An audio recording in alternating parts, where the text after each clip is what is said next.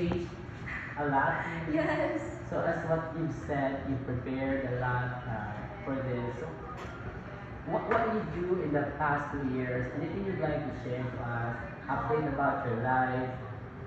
I'm studying doctor of dental medicine, so it's quite busy. And, it's challenging being a student and of course passionate about this thing, pageant.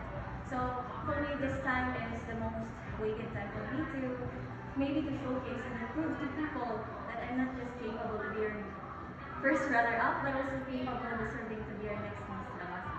Well, that's my really goal for this year's pageant. Honestly, we are very happy.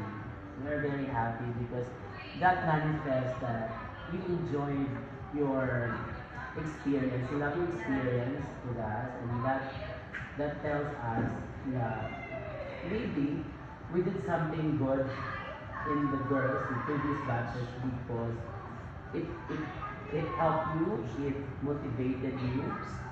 So I think I don't have to ask many questions. Seeing you here is more than enough to welcome you again. So, picturean ka balik.